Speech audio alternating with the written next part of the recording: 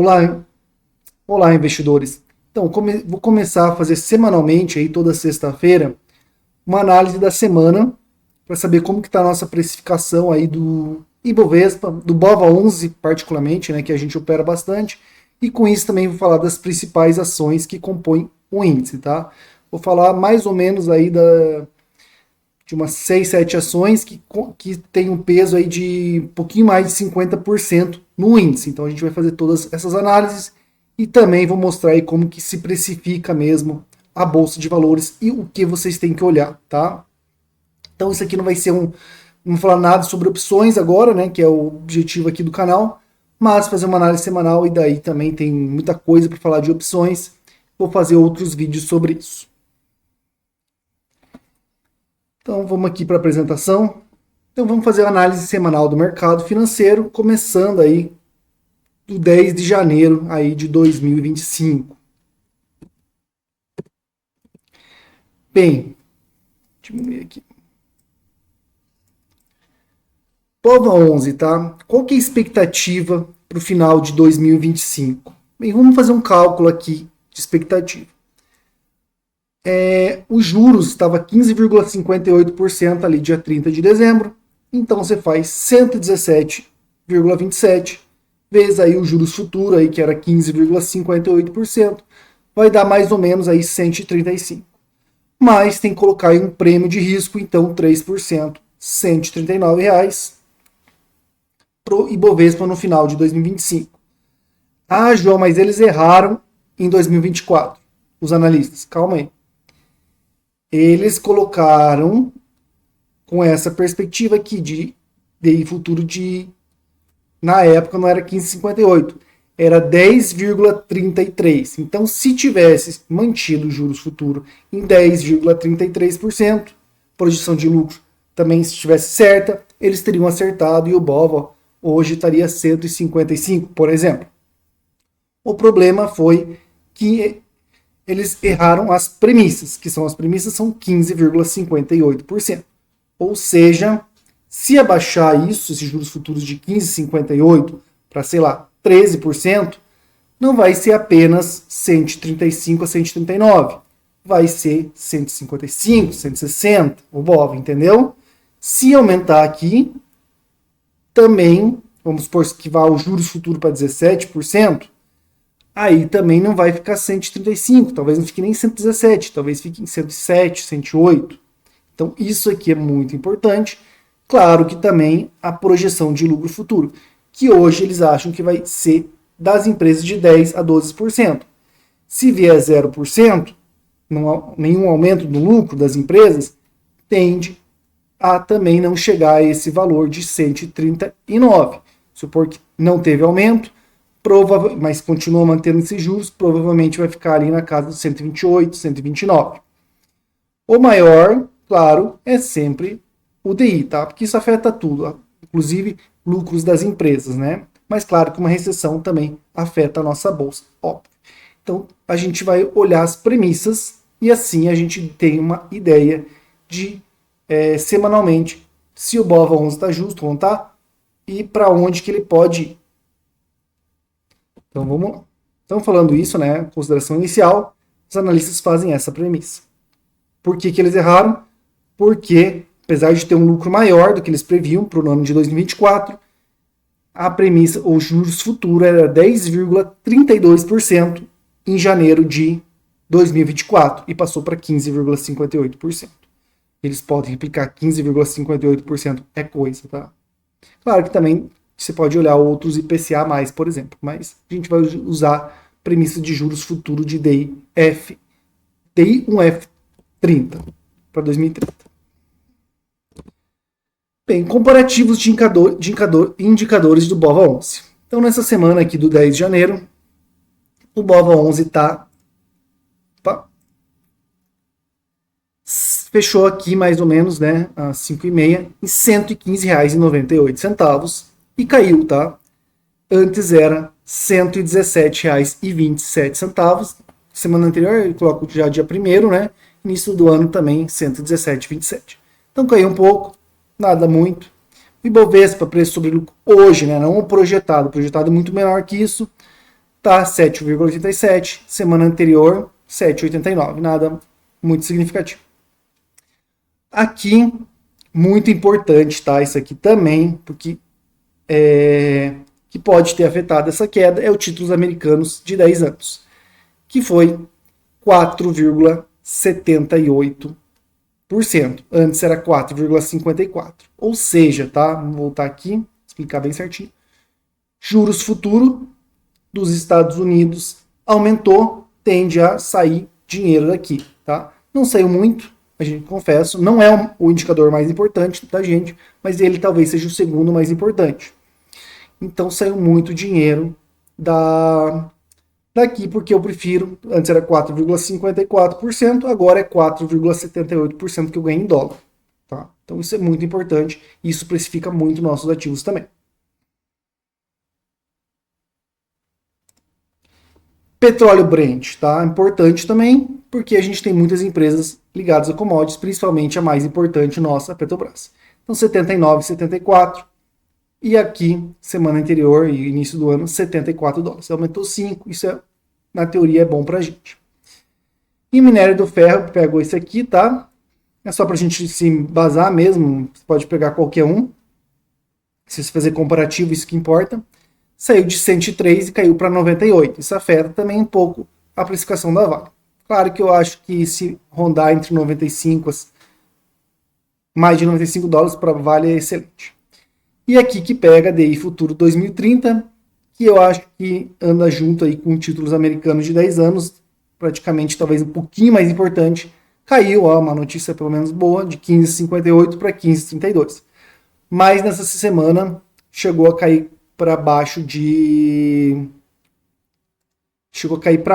dos 15%. Isso seria um bom respiro para a bolsa se o juros americano tivesse mantido ali igual, tivesse caído para baixo de 15, provavelmente nossa bolsa estaria entre 119 e 120 aí já no mínimo aí, tá? Problema é isso, tá?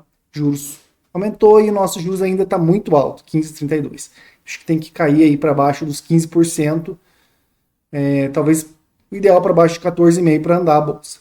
Mas, lembrando, se cair muito aí para 13%, vai andar muito a bolsa.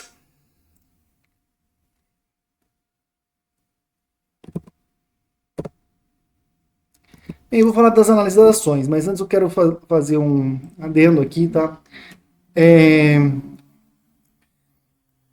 sei que vocês vão falar muito de governo, que é muito, muito importante, tá? Mas isso aí vai ser precificado em juros futuros e lucros da empresa, tá? Em projeções de lucro da empresa, inclusive recessão. Então, isso tudo vai ser feito nas contas automaticamente. Eu não gosto de falar que eu sei mais, tá? Eu sei que tem risco, por exemplo, de o Lula começar a controlar preços da Petrobras quando vê que a inflação começar a disparar. Existe essa possibilidade, né? A gente já sabe que fez, começar a controlar tarifas.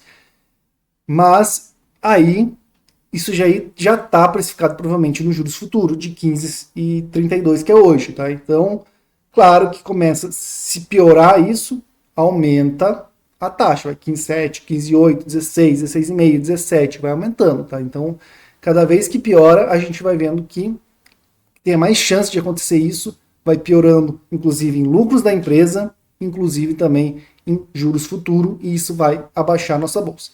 O contrário também é válido, se ele não fazer nenhuma interferência, e se ele conseguir fazer algum tipo de corte de gasto, conseguir abaixar aí a taxa de juros futura, a percepção de risco, com certeza a nossa bolsa vai para cima. Ou seja, a gente está aqui, não sabe o que vai acontecer, porque se cair para 13% taxa de juros futuro, pode ser que aí no final do ano a gente tenha uma bolsa acima dos 150. Né? Se cair para 10, talvez acima até dos 160, 165. E se o lucro continuar subindo. Um projetado 10 a 12%. Mas, o contrário também é válido. Se ele começar a continuar aí, não continuar, mas a aumentar os gastos públicos, fazer mais benesses, por exemplo, café está aumentando, daqui a pouco vai ter Vale Café. O petróleo Brent começa a aumentar muito, começa a controlar preços. Isso aí afeta muito na gente, tá? Afeta muito na bolsa e afeta muito em juros futuros. Isso dá um empobrecimento aí para a população. Mas não se sabe, né? Então eu gosto de falar que eu não sei o que vai acontecer e eu vou usar os dados atuais sempre para isso, semanais, tá? Eu imagino que o mercado vai saber mais. Vamos fazer aqui uma análise rapidamente aqui das principais empresas. Petrobras. Então, lucro trimestral 32,5 bilhões no último trimestre e ela representa 12,69% no nosso índice. Então, ela é muito importante. PET 4 e PET 3. E o preço de lucro vai estar 5,77, porém, o preço do lucro do último trimestre é abaixo de 4, 3,75. Pô, por que isso, João? Porque eu já falei, segundo trimestre ela teve um prejuízo porque ela antecipou aí uma questão de um imposto que ela estava devendo e acabou tendo 2 bilhões aí de reais de prejuízo no segundo trimestre. Então, se manter aí o mesmo lucro, que acredito que vai entregar aqui no próximo trimestre, tá isso. Dívida é baixa, tá? Então, pelo que ela gera de caixa, é tranquilo. Dividend yield foi de 21% no preços atuais e o ROI está excelente, 21%. Petróleo Brent aumentou de 79 para 74. O meu desempenho dela no último, desde o início do ano. Então, se a gente pega aqui Petri 4, ela aumentou aí certamente 1,48%, que é muito bom. Nos últimos 7 dias também teve um leve aumentozinho, tá? Que tem aqui os dados, né? A gente bota aqui no investidor 10, quem tem. Preço e valor patrimonial muito bom. Margem líquida está ótimo, 16% ainda. Para retirar o petróleo é muito barato. Como eu já falei aqui, né? Dívida bruta, dívida líquida dividida por EBITDA está 1,06. Se a gente pega o histórico, eu acho que está tranquilo ainda, tá? Já foi menor, mas aqui gerava muito caixa. E esse 1,6.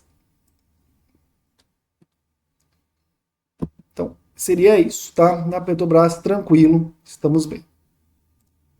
Na semana, né? Óbvio. Opa. Então, vamos falar da Vale, tá? Caso complicado. Preço sobre lucro tá... Nossa, tá abaixo de 5. 4,84, está muito barato. E preço do lucro do último trimestre, 4,37, ela lucrou 13,3 bi. Dívida está baixa, dividend yield 10,45%. E o ROI melhor do que a Petrobras, inclusive 23%. O que a gente pode olhar muito? Minério de ferro. Ela tem uma dívida, né, para pagar. Dívida não é, mas ela fez um acordo ali da questão da Mariana. Então isso com certeza afeta um pouco a empresa. Mas assim, a dívida é baixa e é maior. Ela vai afetar muito em 2025, e claro, mais ou menos em 2026, mas depois fica bem pouquinho, tá, para a Vale.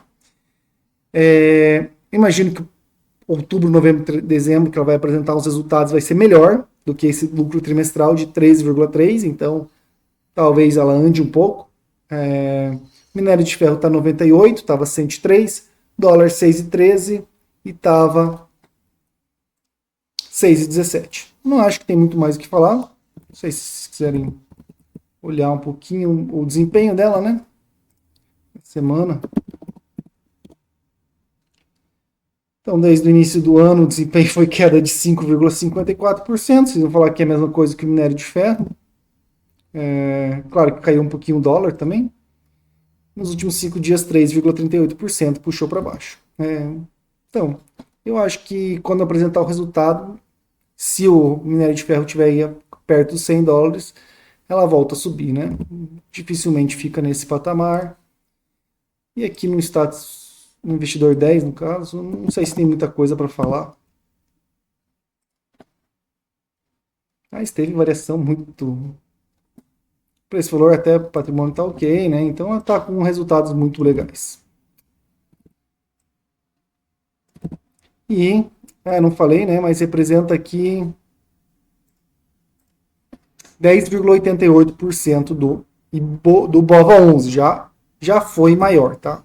Já foi maior essa precificação aqui.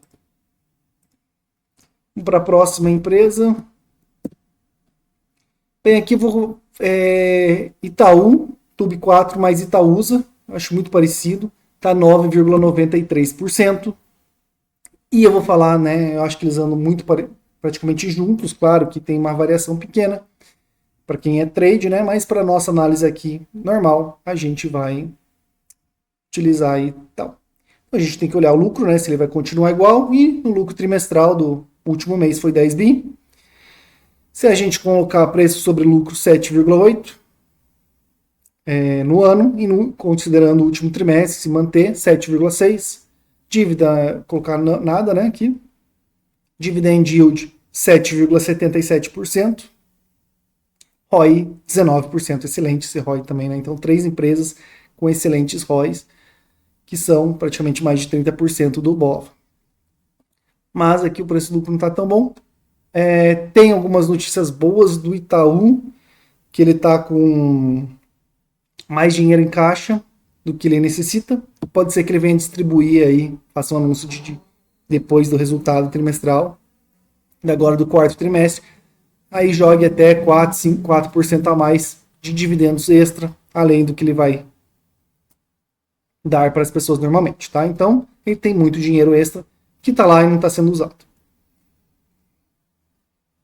DI futuro de 2030, isso aqui você tem que olhar muito, tá? Então, resultados e DI futuro no Itaú, basicamente, tá? 15,32%, início do ano 15,58%. Então, na teoria deu uma melhora, vamos ver se realmente como que ele foi essa semana, tá? E no ano. Então, na teoria, a gente pegar no ano, tá? Cresceu 0,16%. Beleza, acho que faz sentido.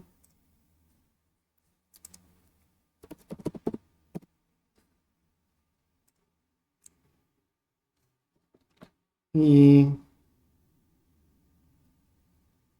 uma variação negativa nos 12 meses, óbvio que com esse DI futuro foi incrível. Tá, a cotação ajustada aqui realmente saiu de 29,83 para 30,74, tá? Então, a gente olhou aqui e parece que está tudo certo. Tem boas perspectivas mesmo.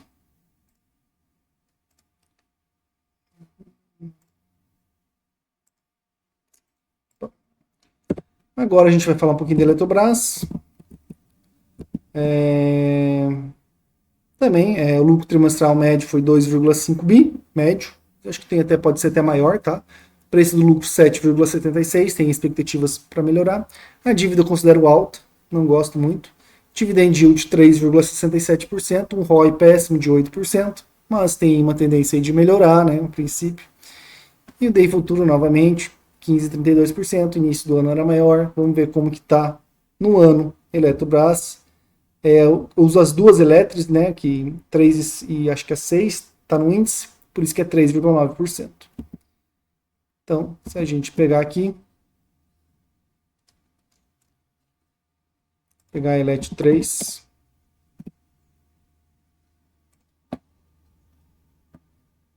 caiu 21% no ano, né, mas nos últimos 7 dias realmente aumentou, né, o DI caiu um pouquinho. Então, aumentou. Fica mais fácil.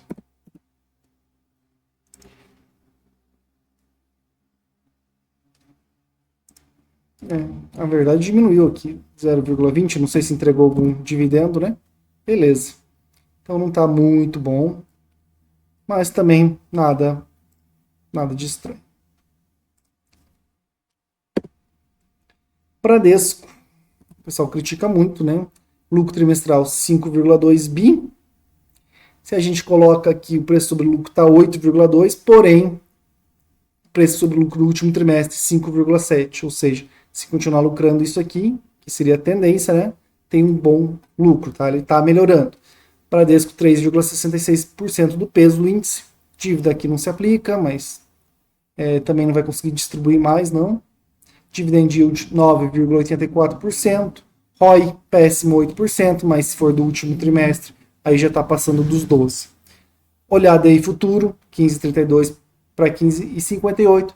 E os resultados, óbvio, né? Tem um problema com o Bradesco, tem uma empresa, parece que o Bradesco tinha emprestado 3 bilhões de reais e ela está entrando em recuperação judicial, então tem essa questão aí que pode atrapalhar no próximo lucro trimestral, né? Então já o Bradesco já sofreu com a Americana, será que vai sofrer de novo com uma empresa de cimento? Não lembro o nome, tá? Então, para quem tem Bradesco, que estava acreditando, pode ser que isso dê uma influenciada no lucro, que realmente é importante, né? Tanto como o DI futuro, o lucro também, até porque o DI futuro aumentando prejudica o recebimento de empréstimos, né? Que as empresas e pessoas acabam tendo dificuldade de pagar. Provavelmente eu acho que caiu, hein, o Bradesco, vamos dar uma olhada, desde o início do ano.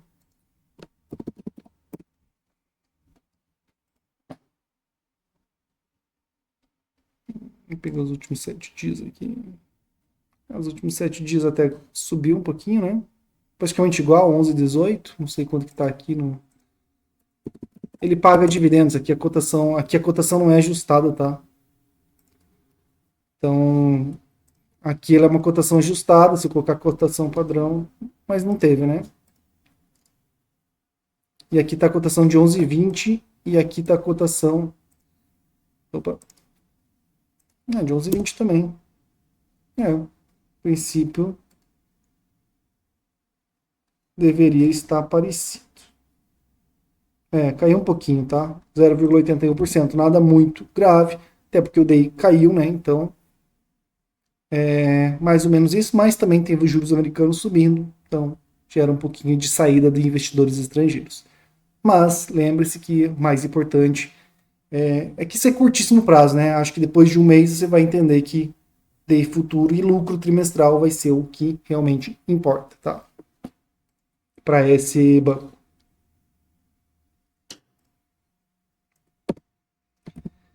Banco do Brasil, vamos lá. Lucro trimestral excelente, 8,9 bi.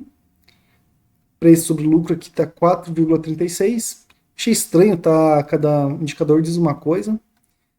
Ação 3,43% do peso do BOVA, né?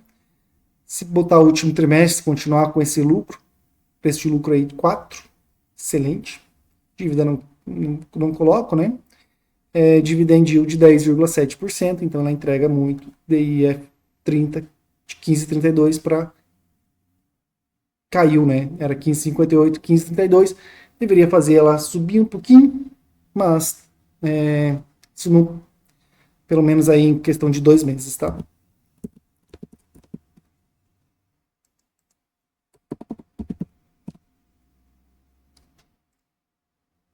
Nos últimos 12 meses caiu, né, o banco. Mas a cotação ajustada aqui nos últimos 7 dias tem uma subida, né? Nos últimos 7 dias de 3 de janeiro aqui. Então, subiu, beleza? Realmente subiu, bacana. Gostamos disso, né? Quem caiu foi a Vale, né? Acho que isso que tirou aqui um pouquinho o Ibovespa. As siderúrgicas realmente elas deram uma queda forte. VEG, não vou falar muito dela, lucro trimestral 1,5 bi. Preço sobre o lucro anual tá 37,2 aqui, tá? Mas no último trimestre 36,3, um preço de lucro bem alto. Ela não tem dívida, ela tem caixa. Tem dividend yield bem baixo, de 1,3%, mas o ROI, se ela conseguir manter esse ROI 30%, é isso que gera riqueza, tá? Dólar alto também ela ajuda um pouco ela. Mas também tem que cuidar, né? Porque queira ou não queira, apesar de tudo, ela ainda está no Brasil, né? Então isso pode ter algumas políticas ali, claro, que podem atrapalhar, mas o ROI de 30% é espetáculo. A empresa não tem o que dizer, né? A gente tem que olhar a ação, óbvio, né? Preço da ação, mas a empresa acho que é a melhor do mundo no que ela faz. Vamos dar uma olhada aqui nos últimos 7 dias.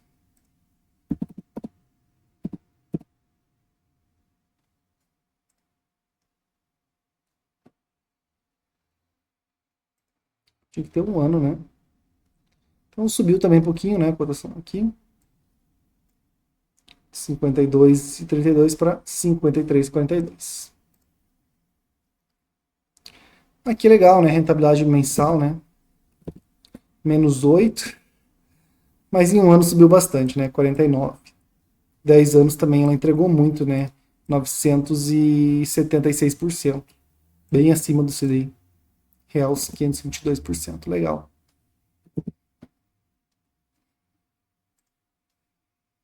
Então, VEG, vamos ver a próxima empresa, que eu acho que é a última para fechar os 50%. Vamos falar da Sabesp. O que a gente sabe da Sabesp? Representa aí quase 3% das nossas ações, do peso do Ibovespa.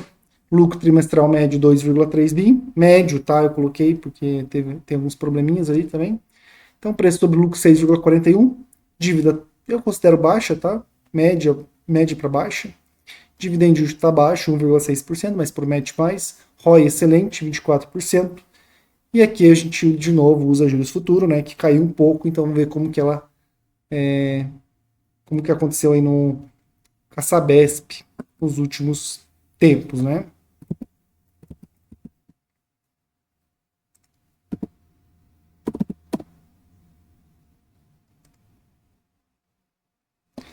Então, se a gente coloca aí nos 7 dias, praticamente estável, né? Subiu um pouquinho. Realmente, quem caiu foi a parte de mineração de ferro, né? Rentabilidade no mês é negativa, em 3 meses também, um pouquinho, né? 0,37. Um ano positivo. 10 anos excelente, né? 615%. 5 anos razoável. 5 anos não foi bom, né? 10 foi. Interessante isso. Beleza, então é o final, né? Comenta aqui se vocês acham legal essa análise, né? E se vocês sabiam isso, que a precificação dos analistas ela é baseado aí no que tem atual, né? No que o mercado precifica atualmente. Se nosso juros está 15,58% e a precificação é um aumento de 10 a 12% do lucro das empresas no próximo ano, manter mais ou menos estável esses 2 pontos, tende a subir aí no mínimo aí 17, 18% com o prêmio de risco, né? Se ficasse 15,5%, aumentasse 10, 12%. Isso. Então, eu gosto de falar que eles não erraram em 2024. O que errou foi que o DI futuro explodiu 50% acima, tá? Por isso que os 13%, né, na época que deveria ter, né, 10%, 10,5%, mais uns 3% aí de taxa de risco, 13% de aumento de um ano para o outro, acabou caindo em 10%, porque 50% de aumento em juros futuro é muita coisa, né? Podia ter sido maior se tivesse tido algum tipo de recessão e os lucros não acompanhassem. Por isso que tem que olhar bem para isso, né? Então, acho que isso ajuda vocês a saberem, tá? Eu sei que tem muita gente vendendo call, pode dar muito certo, mas tenha consciência que se esse DI futuro cair para baixo de 14%, vai subir, tá? Vai subir muito o BOVA, né? BOVA, a média das ações. Outra coisa, né? Olha também petróleo Brent, minério de ferro, né? Caso não tenha nenhum tipo de interferência do governo, também tende a puxar um pouco as ações aí, ou manter no mínimo aí o BOVA mesmo com uma pequena subida de juros futuro. Outra coisa, o que a gente tem de fato também foi que o BOVA 11 recebeu aí pelo menos 15 centavos essa semana de dividendos, a média, né, que eu coloco, e recomprou em cotas do BOVA 11. Ele sempre faz isso. Mas as empresas lá também tiveram mais ou menos uns 15 centavos de lucro que ficou dentro das empresas, ou seja, deu 30 centavos ali. Deveria ter tido no mínimo aí essa movimentação de 30, no mínimo de 30 centavos para cima, se as condições e as percepções continuassem iguais na semana. Claro que é tudo teórico, eu sei que tem gráfico, tem por semana, principalmente no curtíssimo prazo, assim, não respeita tanto. Tá bom? Beleza, então é isso aí. Curtam o vídeo, comentem aí se vocês gostam e bons investimentos a todos.